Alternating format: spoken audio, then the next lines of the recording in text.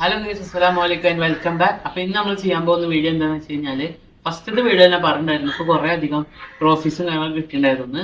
മെയിനായിട്ട് പറയുകയാണെങ്കിൽ 3 സ്റ്റേറ്റ് അവാർഡാണ് കിട്ടിയിട്ടുള്ളത്.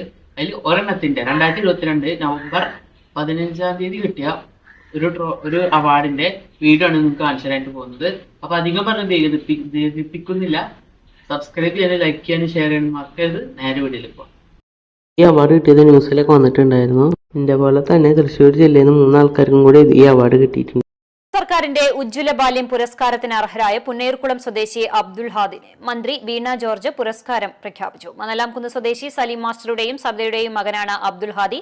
വ്യത്യസ്ത മേഖലകളിൽ അസാധാരണ കഴിവ് തെളിയിക്കുന്ന കുട്ടികളെ പ്രോത്സാഹിപ്പിക്കുന്നതിനു വേണ്ടി സംസ്ഥാന തലത്തിൽ വനിതാ ശിശു വികസന വകുപ്പ് നൽകുന്ന പുരസ്കാരമാണ് ഉജ്ജ്വല ബാല്യ പുരസ്കാരം. പരിപാടിക്ക് പോയപ്പോൾ തന്നെ കുറച്ചു നേരം വീണ ജോർജിന്റെ പ്രസംഗം കേട്ടുകൊണ്ടിരിക്കുകയായിരുന്നു. അതിന്റെ ചെറിയൊരു ഭാഗം ഞാൻ നിങ്ങൾക്ക് കാണിച്ചു തരാം.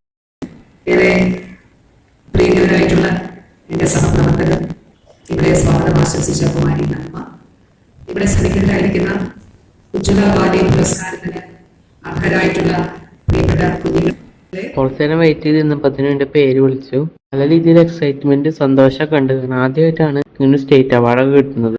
ആ ട്രോഫി കിട്ടിയപ്പോൾ എനിക്കൊരു പ്രൗഡ് മൊമെന്റ് തോന്നി. എൻ്റെ പേരൻസിന്റെ മുഖത്ത് സന്തോഷം കാണുമ്പോൾ തന്നെ ഇത്ര ഒരു അച്ചീവ്മെന്റ് എന്നുള്ളത് നിങ്ങൾക്ക് മനസ്സിലാവും. ഇന്നത്തെ വീഡിയോ വെച്ച് വൈൻഡപ്പ് ചെയ്യാൻ പോവാണ്. അടുത്തൊരു വീഡിയോയിൽ കണ്ടുമുട്ടാം. ബൈ.